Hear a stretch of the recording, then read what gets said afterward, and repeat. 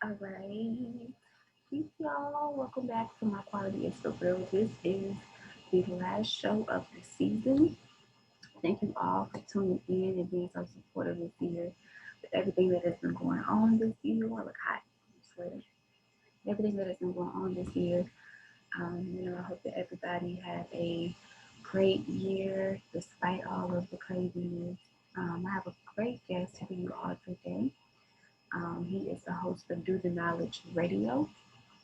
He is knowledge born, and he's a really dope public speaker, um, activist, just doing the whole thing, just really out there doing his thing. So we're going to be talking today. I'm just going to give him a few moments to come on, and we're going to get right into it.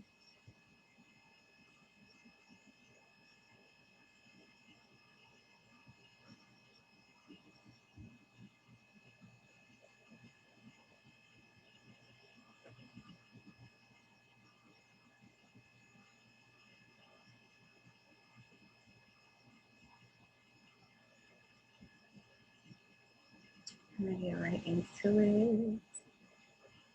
Hope everyone enjoyed their holiday, however you celebrated. If you don't celebrate it, hope you enjoyed your day off.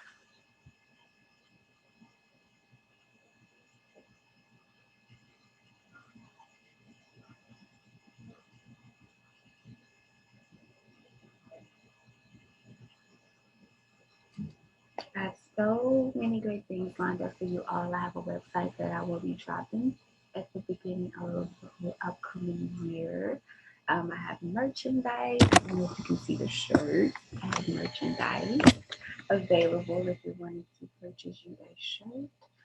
Um, yeah, I've just been getting everything together, preparing for the upcoming year. I am going to be taking a break, as I stated, after this episode. I will be back at the beginning of February.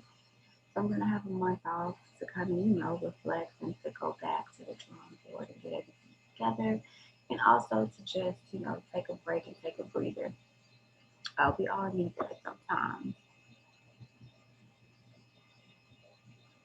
So I will be taking a break, but no worries.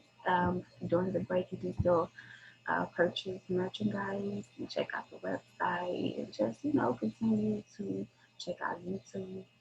I haven't decided if I want to, I've already taken a break from YouTube. I haven't posted any recent Think About It Thursdays. Um, just bear with me, y'all. I'm only one person, one woman, you know, doing the best that I can. Shout out to Betty White. All right, we're just waiting on Village Born to come on.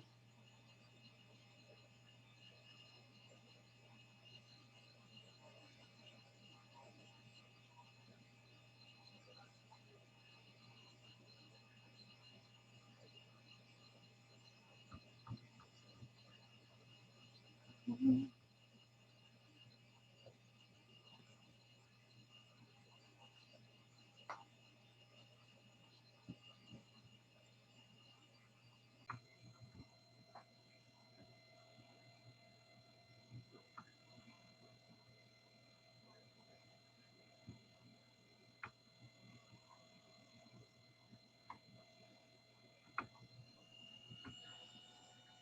Peace. Hey, Zeph, what's going on?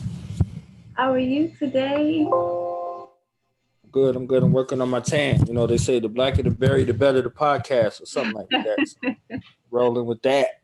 But thank you so much for taking time out of your Sunday to come be on My Quality is for Real. This is the last show of the season, the last What? episode. So we're going to wrap it up with a bang.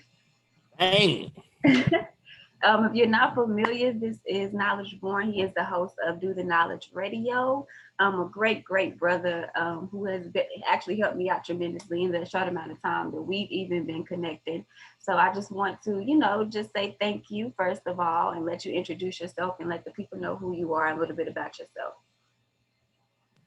I'm definitely honored to be here on my quality it's for real because this is truly a place in the epicenter, and I believe the future of black media. You have my sister Brianna Javine, aka Bree J, on from What's Good podcast, and I'm always excited to see black women empowering each other, collaborating, uplifting each other, and destroying a lot of that mental anguish that's associated with, you know, the proposed gender war, but then the fratricidal sense in regards to black women saying black women can't get along. I Mhm. don't mess with black women like that. They messy and all of these other stigmas. So you and Bree are proof that it's possible to Uh-oh. You still there? P, you still there? I can't see you or hear you. Oh, it kind of froze up on me. Give it a few minutes.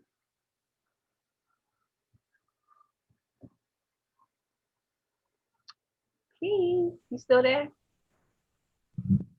Okay, there you I got knocked off go. for a Okay. second. All good. Yeah, I'm Knowledge Born Alive, do Knowledge Radio. Been with this award-winning platform for like going on 6 years now, and started with a mandate, two mandates actually, to honor those who came before us. Our ancestors, our elders, our peer group, and our youth, and to give way for brothers and sisters to get their message heard.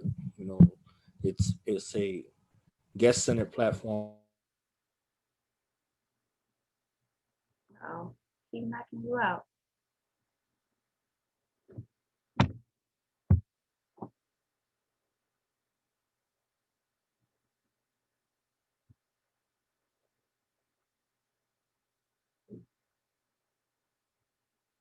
Please.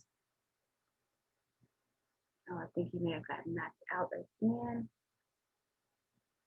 I was having technical difficulties myself a little earlier, y'all. This internet is not letting us be great today.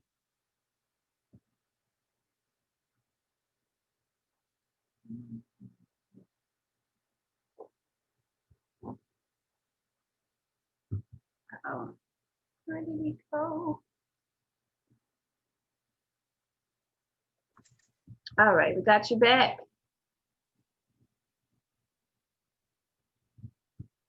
Can you? I can hear you now a little bit.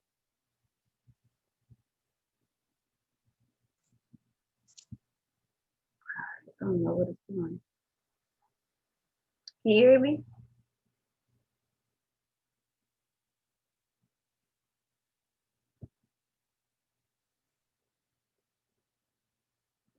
Mm, internet don't want to let us be great today. Want to let us be great, but that's okay. We're gonna push through it. Right. We're gonna push through it. But yeah, we were talking about the beginning of your show. So you've been doing this for 6 years. So did you start the public speaking before you got into doing the podcast, or was that something that came after? How did the public speaking come about?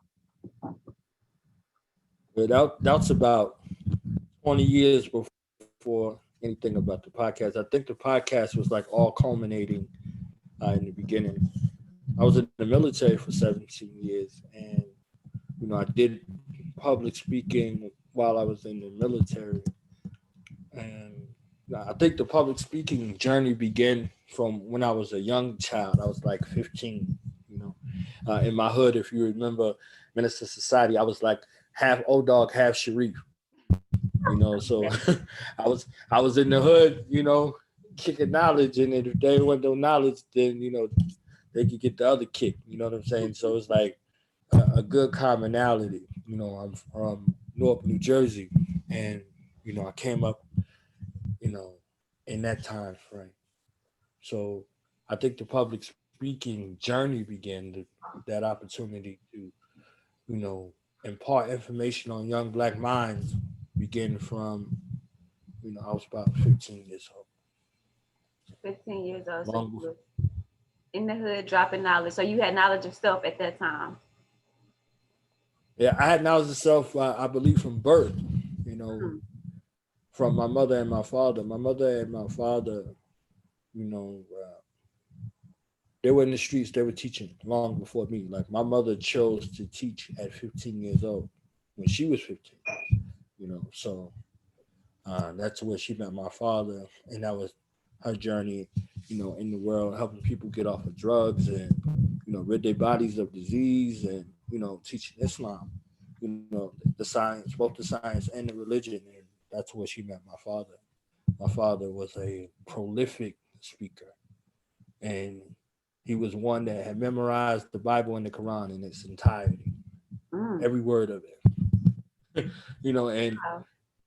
use that, you know, motivating power, you know, being that piece with the magnetic, you know, to draw, you know, brothers and sisters in and, you know, get people, help get people off of drugs. So him and my mother was like a perfect combination. You know, he would come with the prolific speech and then she would come with the application. So Mm. I never do it. And, you know, I was birthed out of that, you know, divine union of spiritual elevation that they shared with each other. And I inherited that duty, you know, to teach our family in the streets. So I was born an Arabic speaking Muslim. Mm. So I didn't even speak English from birth. You know, I had Oh to wow. learn English in order to go to school. You know, that's how heavily entrenched, you know, my parents were with the sciences. So I had to learn English and, you know, there's other, you know, things, you know, surrounding my birth.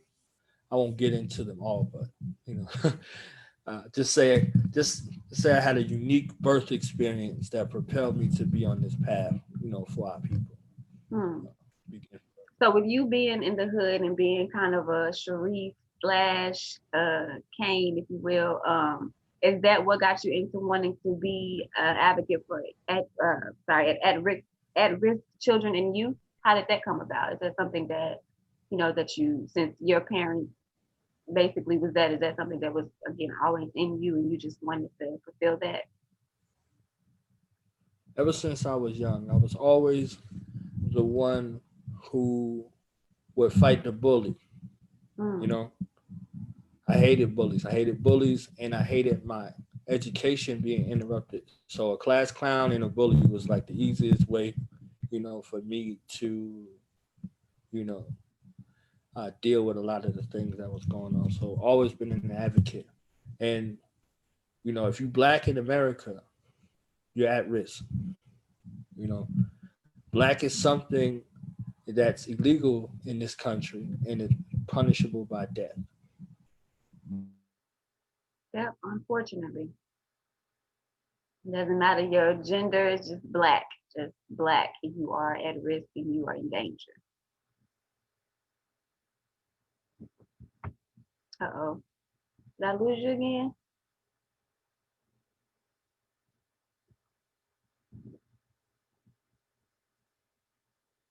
Please, did I lose you again? Uh-oh.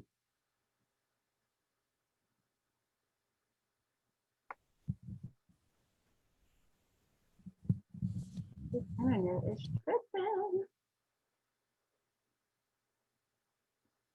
I don't know what's going on today.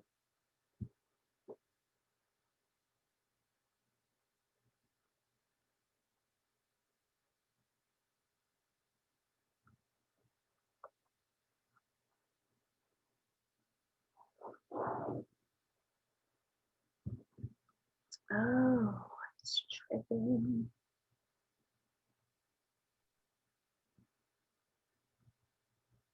You there? Okay. Yes, can you? Yeah, I can hear you now. I can hear you now. Okay, All is on me. that's all good.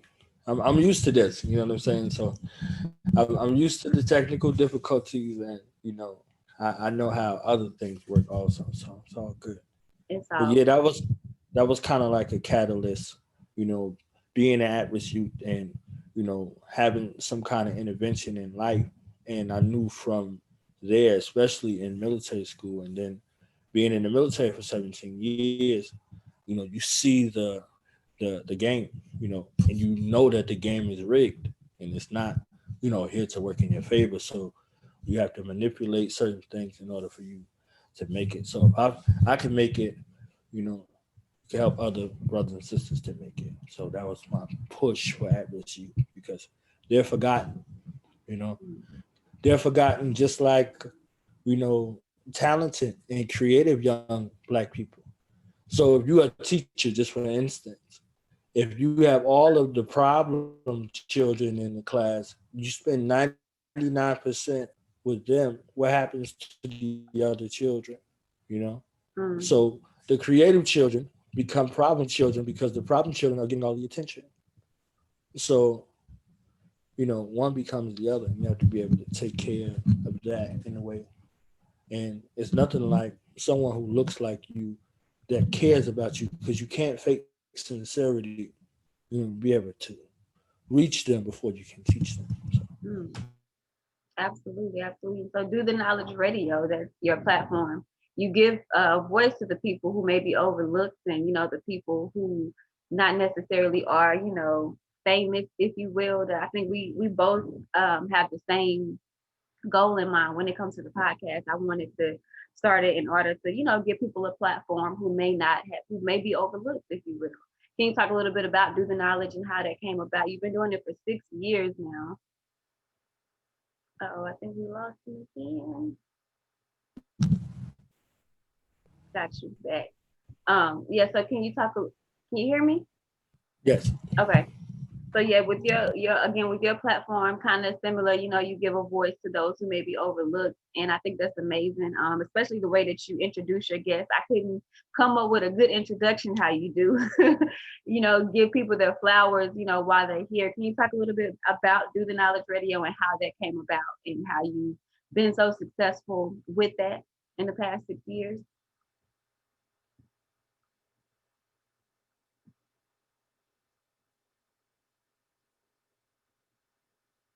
Okay.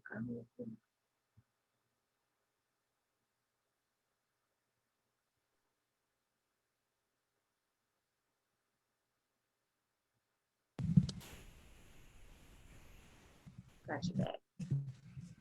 Okay. Can you hear me?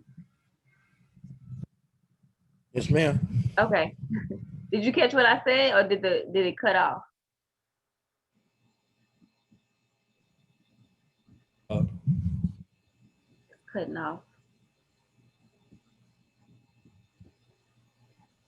yeah, I didn't hear the last thing you said. It cut off. Okay. I was asking about Do the Knowledge Radio and how you've been successful in doing it for the past 6 years. How did that come about? That's the story for the books. You know. Uh, well, Do Not Radio began August 29th, 2015. You know, it began in Black August with an ode to Black August. And my little sister's birthday is on the 29th, and also Michael Jackson's birthday is on the 29th. So it was all, significant in, that regard, and wanted to create a platform, like I said, with that mandate. There were a lot of different platforms that were out there, and it was really, whole centered. Like people tuned in for the antics of the host,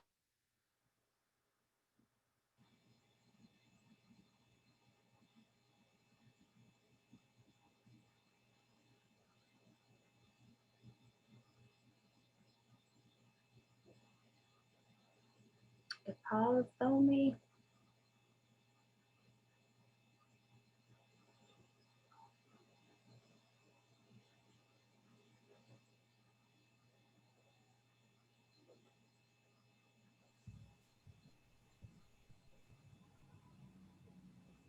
can you hear me? Mm-hmm. I can hear you now. Every place I went when I was young, elders were celebrated, ancestors were celebrated, peer group, the youth, they were celebrated. So I wanted to create a space of celebration for, those same entities. our ancestors, our elders, our peer group, and our youth. So through Nas Radio's mandate was that celebration. So even if I'm not in the celebratory mood, by the time I talk to somebody, you know, I found a different black person, African person every day to celebrate. So that was a through line to keep me motivated and focused on this being a part of the mission. You know, I always say the mission is more important than the moment because like I know, you have moments where you don't want to do this. You understand what I'm saying? You don't think you're making an impact. You don't think that what you have to offer is of worth and value. This is why my quality is so important. This right here is very important because it's a reminder. It's a positive mantra. It's an affirmation. It's an upliftment. It's a movement. You see what I'm saying? So it's causing you to rise, causing you to elevate, causing you to celebrate. So this is very, very, very powerful. You know what I mean? So that is right there along the lines to keep motivated. This is why collaboration is necessary. So Do Not's Radio began in that same kind of fashion, in ode of celebration.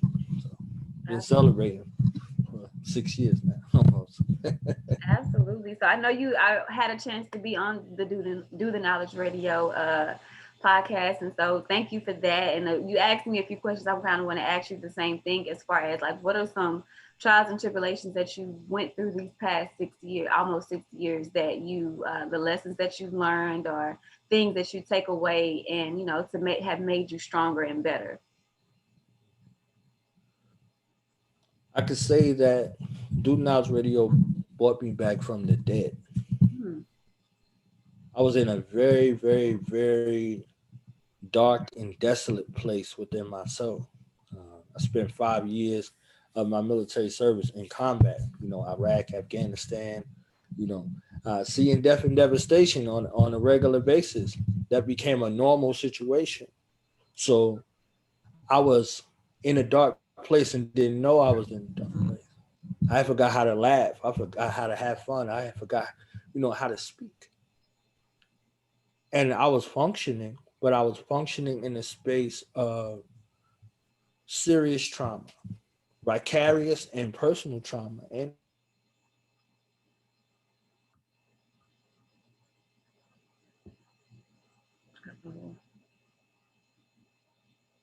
Pause again. Y'all bear with us. We're gonna get it together today. This internet is really, really tripping.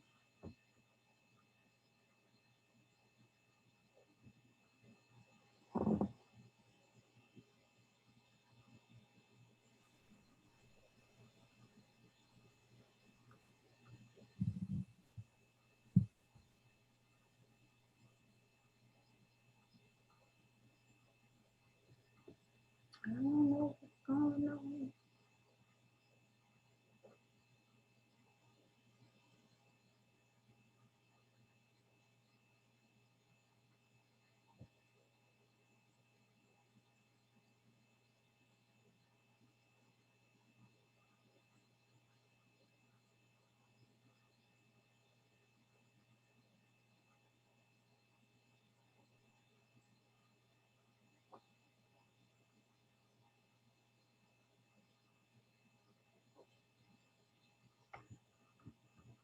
Peace.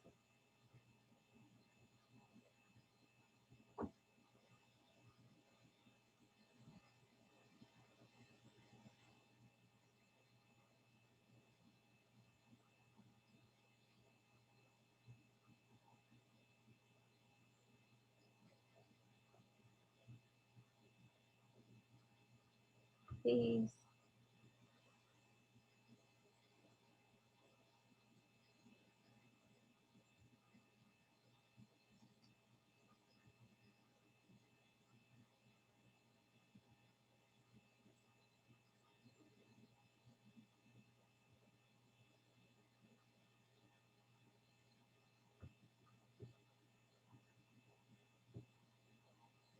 Internet. You there?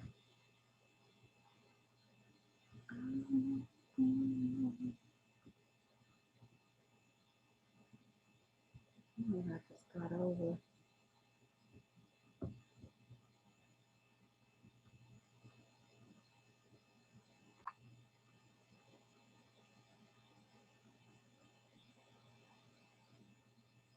All right, we back. Right. Yeah. So I was saying that I was in a bad space. You know, I was a savage in pursuit of happiness. For a lack of better words, in that space because of all of the trauma and things associated with war. And to find my way back, excuse me, the outlet, the platform, the space of celebration allowed me to begin to feel whole again, to feel alive again, and not simply exist. To come out of those dark places within myself and begin to, you know, feel and love and laugh again. I forgot I had jokes. I forgot I was funny. You understand what I'm saying? Like I forgot I could laugh and give myself permission. So over these past nearly going into the 6th year, these are all of the things and then to get back on my mission and get back in tune with my purpose, because you don't have any peace on this planet if you're not living with your mission and your mission and purpose, being fulfilled. Those Hmm. things will haunt you. You see what I'm saying? So Absolutely. you could get stuck in one box and be like, I'm this or I'm that or this or that or this is who I am and this is all I know. Like, no, life will show you that stuff can get removed in no limited time. And now who are you? You understand what I'm saying? So when it's time for you to ascend, it's time for you to excel. Either you go willingly or life moves you that way. You understand what I'm saying? So, you know, uh, with this platform, it cost me about almost $20,000 to do. Hmm. You know, with events and stuff like that. Um, yeah, it was crazy because I wanted it a certain kind of way, and you know I don't have money like that. You understand what I'm saying? But when it comes to certain things, like ways are made for you and things happen, but it costs a lot of money to do it. So for the people that are watching and thinking like we're making money out here, you'd be hard pressed to find somebody who's actually really making money. It costs a lot of money and sacrifice to do what we do. So, we rely on the support of our viewership and our support circles, to make things happen. There are opportunities out here, but you have to be in a proper position, to be able to maximize off those opportunities when they present themselves. So, you know, lessons learned, big takeaways. This is not easy, and this is not for everyone. Hmm. I'm learning this But if you myself. have, if you have that will and motivation, Hmm. this is for you. If you have that patience and that ability to sacrifice and discipline your disappointments and things like that, this is for you. If you have a message that can't be contained within you that you need to share with the world, then this is for you. But understand that this is a process. You know, this is a marathon. It's not a sprint. You know, this takes all of you in order for you to do what you do. And for some of the people that I come in contact with, I could never fathom. So the people that I had the opportunity to sit across from, I couldn't fathom. So the investment was worth it. You invested in yourself, your time, your energy, your sweat equity, you know, your brand, and all of those things. They're all associated with you. And this can add, layers and discipline to your life. Because I don't have bad days on social media. I don't go on social media and rant, Right. because this brand that I established is more important than how I'm feeling. I could be, pissed off, and I do have temptations when I want to say certain stuff. But I work too hard and too long. I still get it done. Oh man, pause.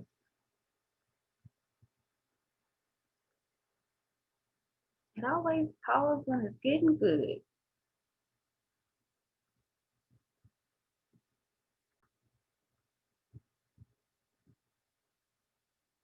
All right, y'all, we having some real technical difficulties today. All right, we got you back.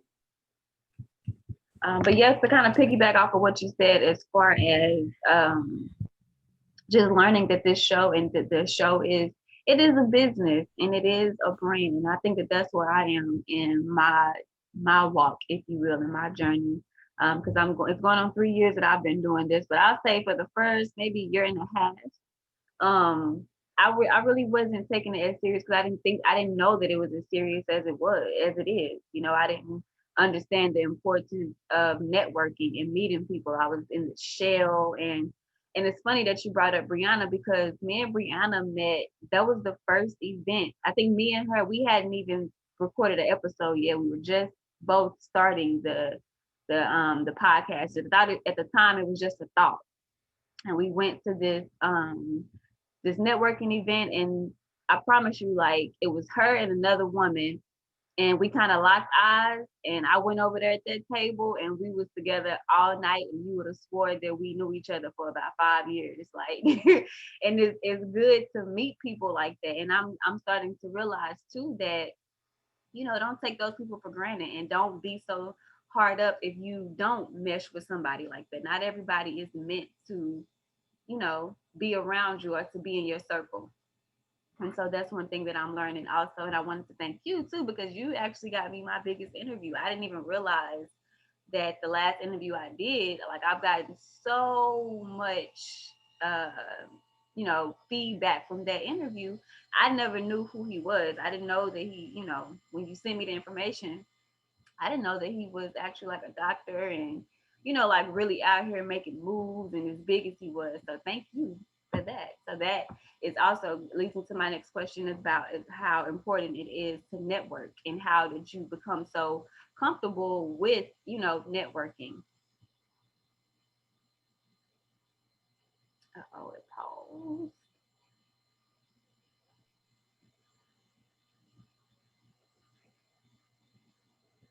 Okay, there we go. All I heard, the last thing I heard is I didn't even realize, and then it froze. Oh man. No, I was saying, thank you for the last interview I did, because I didn't realize, that was a lesson for me, because I didn't realize who he was, or how much impact he had, or, like, I got so much feedback from them. Oh, you interviewed him, and I'm like, wow, okay. So that was a lesson for me, for one, the importance of networking, and actually, letting your guard down, and actually being open to meet new people, and to also be sure that you study and, perfect your craft. It is all good. Mhm. That's how I met Bridget. Okay. I was looking for platforms for Dr. Inky to, go on, and I saw her platform, and she agreed. That's how, we linked up. So, she interviewed, Dr. Inky, and then I interviewed her, and then she interviewed me, and then like we got, all attached ever since. So just, being out there and, being in that space of celebration, you attract things to you. Some stuff you could do without, you understand, Mhm. but a lot of other things, it's great. So it's not really, it's black media, but it's not really journalism for me. I'm Mhm. not a journalist. You know, I, I'm a people person, like, the office space type of situations. Like, what do you actually do here? I'm a people person. I connect with the hearts, minds, and souls of people, and bring the best of them out.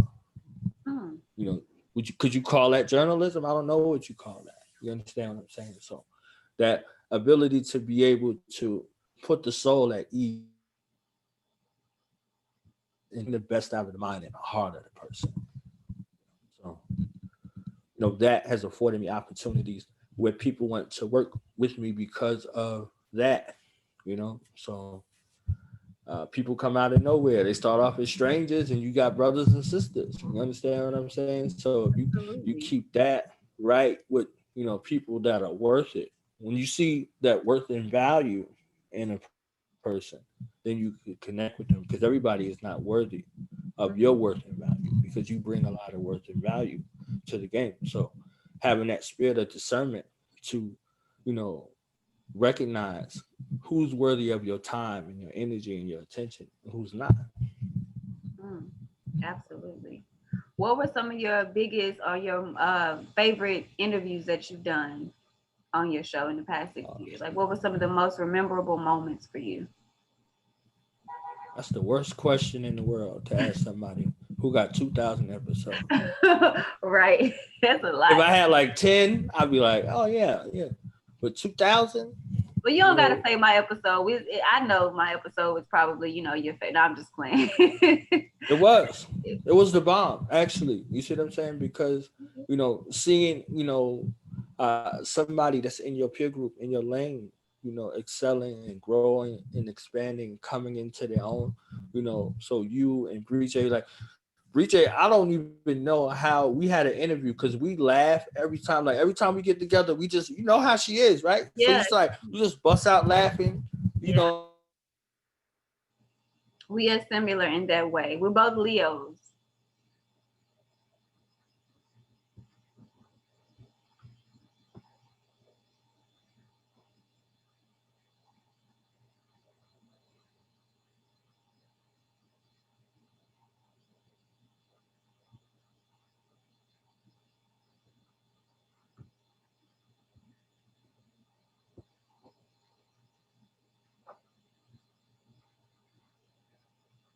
Be back.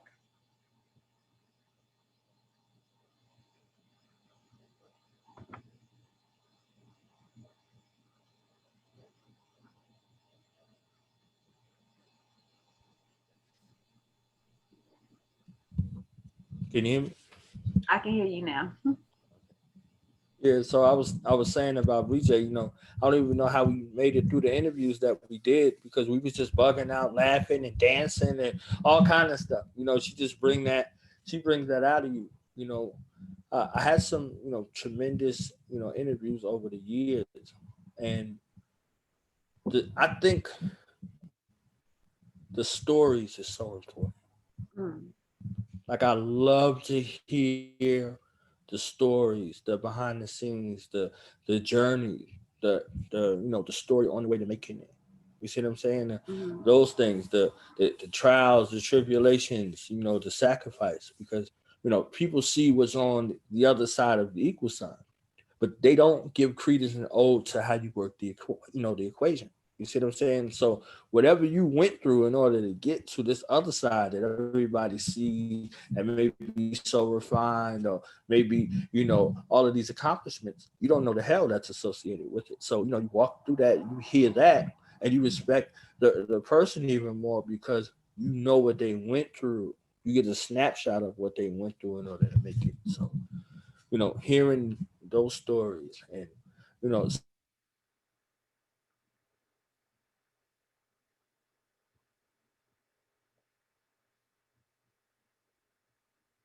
mm.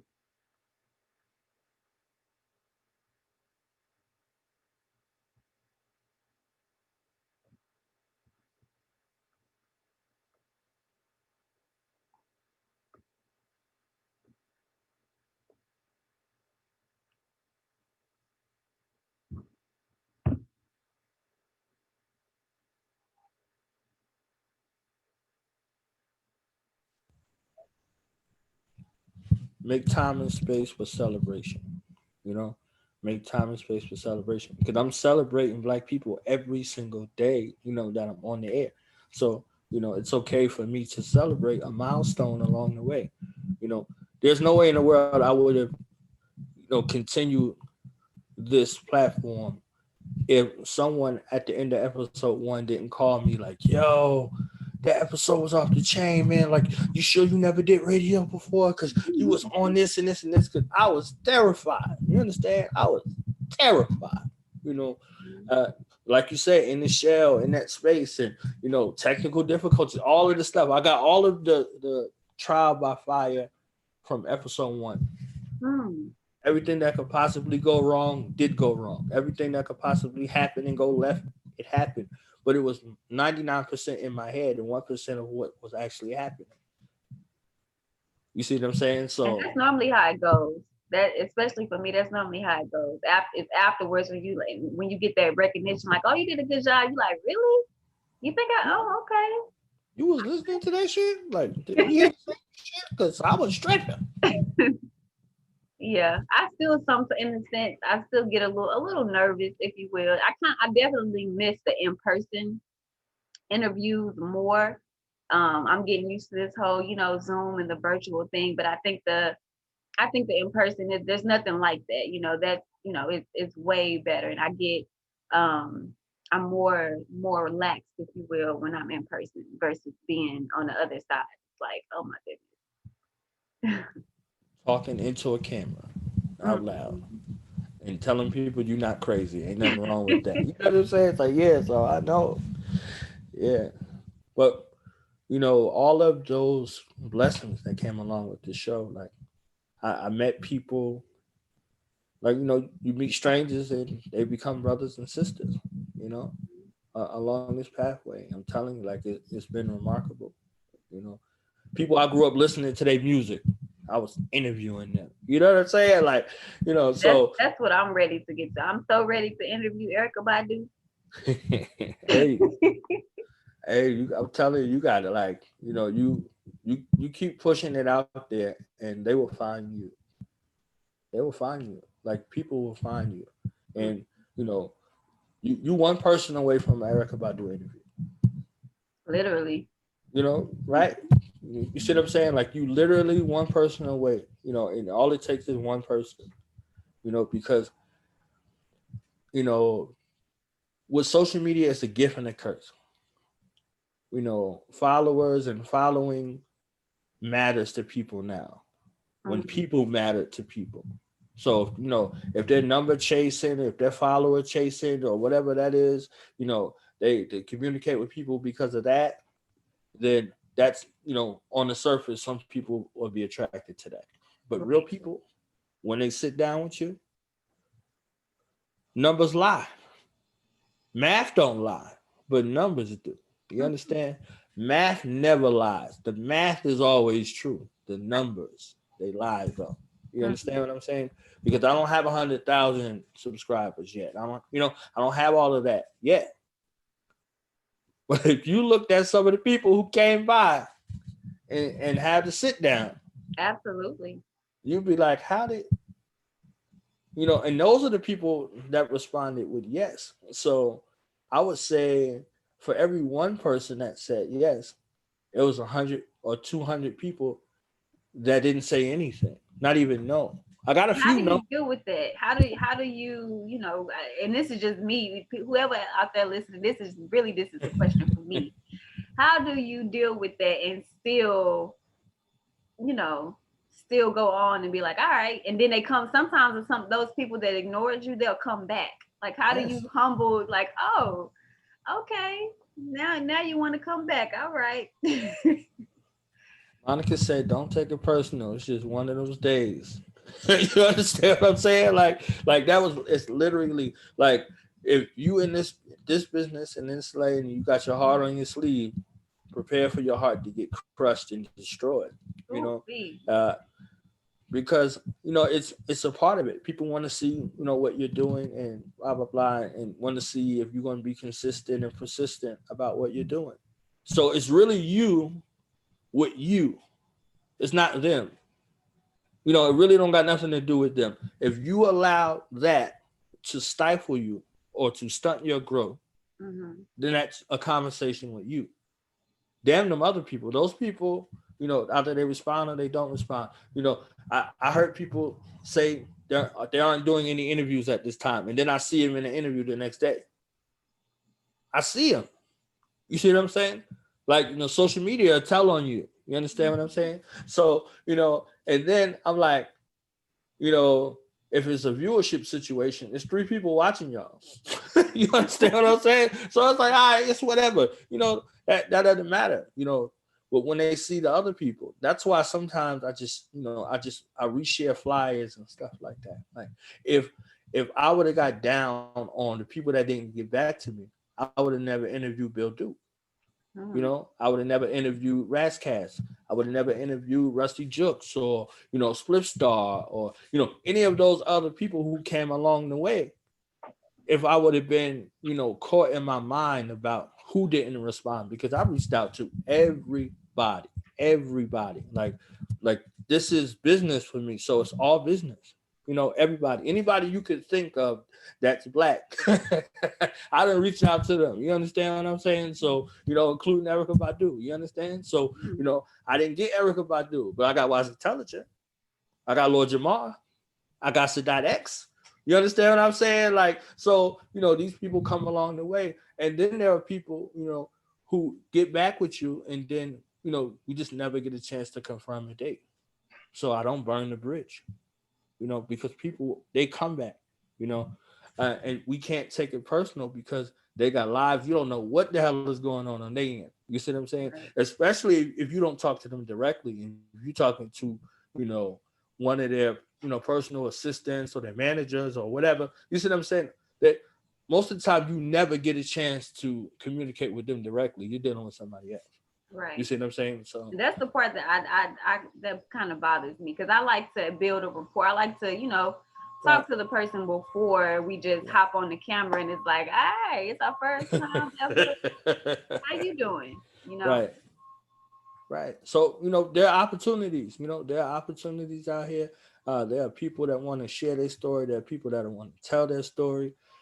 We got entrepreneurs that are out here that have amazing products and services and gifts and talents. And, you got to, twist their arm to get them to talk about themselves, Mm-hmm. because we come from a culture here where it's like a sin if you speak about yourself in a good regard, like, or a high regard. It's like it's bragging or boastful, and all of these things. This has nothing to do with that. 90% of what people buy is the person. 10% is the product or the service.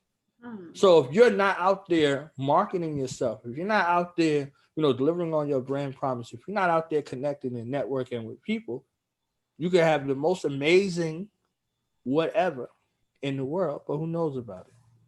Right. I heard Jermaine Dupri, he said there was no female MCs out there. He didn't like the female MCs out there. He didn't like them, right? So he said that. And all of the talented, dopest female MCs came out and they was all spitting rhymes like Jermaine Dupri, what about me? And blah, blah, blah. Jermaine Dupri gave us the brat. Don't you think he has something to say about a female MC? Right. He gave us the brat. You understand? So instead of saying, "Oh, Jermaine Dupri don't know what he's talking about," how about I invest that same energy that I would use to say Jermaine Dupri don't know what he's talking about, than to say I'm a dope female MC, but who knows it? And use that for my brand to market my talents and gifts and share them with the world. Mm. So Jermaine Dupri will find me and then he'll go back and change his statement and say, yo, this sister right here, she got it. You understand what I'm saying? Right. So, putting yourself out there and, committing to the process and seeing it through, mastering, honing your craft, but mastering and honing the craft of marketing and promoting yourself and taking these opportunities to sit with people who have a different audience to bring your talents and your skills to the marketplace. That's where we at. Absolutely. That is a great synopsis. We we I hate that we've had so many technical difficulties. Everything still turned out well though. It was a great we've got a lot covered, but I just hate that we had to all those pauses. if the time is about to run out, I'm gonna have to have you come back next season. I have to have you come back this next season and interview again. Again, thank you so much. So what are your goals for the next? I'm not even gonna say 6 years. The next year. What can we be looking forward to for Do the Knowledge Radio? What do you have in store for us? Well, that's a great question. Uh, Books will be written this year about the platform. So my books and my web series Hmm. will be this year, and my web series will be exclusively for Patreon subscribers only. Okay. So the books will be available to the world, but if you're not a Patreon subscriber for Do Knowledge Radio, you won't get all of the behind the scenes stuff. So that series in the books, the book series about the platform is coming out in 2021, along with a lot of other stuff that's coming. So be on the lookout. And we collaborate. We doing some black podcast collaboration. Me, you, Bree J, and some of us other warriors. Like we got some Absolutely. serious stuff. You know, we need to connect on. You know, on a lot of levels. So we got some stuff. You know, I got some people y'all need to meet. Y'all got some people I need to meet, and like for real, because we need a media coalition. So if we don't, on this pathway to reaching 100,000 or a million subscribers or whatever the place may be, it's leveling up with a mastermind, if you will, that has that same kind of vision and insight, and everybody brings their own skills to the table. You see what I'm saying? So Mhm. by creating opportunities for other people, you create more opportunities for yourself. So, you know, we have plenty of people with products and services, entrepreneurs, business owners, authors, poets, MCs, every kind of facet of the creative process. And they need a hub where they can go. Mhm. So if such and such is coming out with a new book, they should be able to go on 50 platforms. You see what Absolutely. I'm saying? So now if you're marketing this kind of thing now, you know, the Erica Badu interview that you want, you get, and now Erica Badu could go on 50 platforms because of you. You understand what I'm saying? So now it's incentivized with this connection, like, oh, I didn't even know y'all existed. Blah blah blah. Like, yo, we got Erica Badu. Yo, we got Keith Murray. Yo, we got blah blah blah. You understand what I'm saying? So that that's when you build a coalition of brothers and sisters who share that vision, and that's how things grow. So 2021 is collaboration. It's collaboration season. We on deck. Absolutely. I'm looking forward to it. Again, thank you so much for just again taking time out of your Sunday, and also just for being great, and just for being who you are and connecting people. And thank you for the connections that you've already made for me. I appreciate it, and I look forward to connecting more. I look forward to it. Y'all be sure to check out Do the Knowledge Radio. Follow him on Instagram, Facebook. Check out his show. He has the Black Business Spotlight, which is dope. So yeah, thank you so much. Thank you so much. You enjoy your rest of your Sunday. You said you mentioned something about Kwanzaa. We didn't get to really touch on that. So you celebrate Kwanzaa. I'm not really too familiar with I grew up Baptist, so we celebrated Christmas. Right. My mama, they still celebrate Christmas and all of that. But can you touch a little briefly on that and how you celebrated? Kwanzaa is something that's practical. It's something that you can use. For the people who celebrate Christmas, more power to you. I love y'all. You understand what I'm saying? Don't let nobody shame you into celebration. Out of your celebration. Whatever you acquire along the way is supposed to be a unifier, not a disqualifier. You see what Mm, I'm saying? So, if the brothers and sisters, they celebrate Christmas, they celebrate Halloween, whatever the case may be, that's their way. You see what I'm saying? Respect them and give them their way. right. Kwanzaa is not a Christmas replacement. Kwanzaa is a time where the earth is in hibernation mode. So in ode to the earth, we celebrate those departed spirits who have left this way before us, our ancestors, those uh, newly departed spirits, that are on their way, our elders, our peer group, and those who have just come from the ancestral realm, our youth, you Mm. know, the gift of life that is precious. You see what I'm saying? And a grand unifying organizing tool. So indiscriminate to your religious or political affiliation, you can celebrate with your family, with your loved ones. You have a rallying point. So, today is day 2, and the key Swahili word is habari gani, which loosely translates as what's the news, and then you would tell them what the principle is for today. And today is Kuji Chagalia, and that's self-determination. So yesterday was Emoja, which means unity. So from unity, all things come. So that would be the knowledge degree. Knowledge is the foundation of all things in existence. Today is wisdom, self-determination. So what you say and what you do are congruent with one another. Wisdom is wise words and wise ways in action. So we're self-determining. So that ability to name ourselves. You see what I'm saying? To be self-defining and self-determining. That's wisdom right there. What you have chosen for yourself Mm. as your name, what you have chosen for yourself as your purpose. So your name should be aligned with your purpose and where you're going and who you're becoming. You understand what I'm saying? So that's right there. That's your purpose. And that's one of the principles. The 7 principles of Kwanzaa. And it starts on the 26th and it goes, to the first. So you got these 7 days that you could use every 7 days. These Mm. are all practical tenets, and it's not a religious thing, and it's not something to cause division. It's something to bring people together. So, you have candles set up, there's a lighting ceremony, like you make gifts and you give them. You see what I'm saying? So, these are all things that are precious, and you give gifts, from the earth. You see what I'm saying? You give gifts from the earth, you give gifts from your heart. So your mind is in a space of celebration and elevation with those elemental forces that's on the planet. Like like how many times out of the day, they used to say stop and smell the roses. That's giving an ode to what the earth produced, because the earth produced us all. You understand? You know what I'm saying? So this is why the black woman is earth. You see what I'm saying? So the cherisher and sustainer of life force in the physical realm, the portal and the gateway from the unseen to the seen.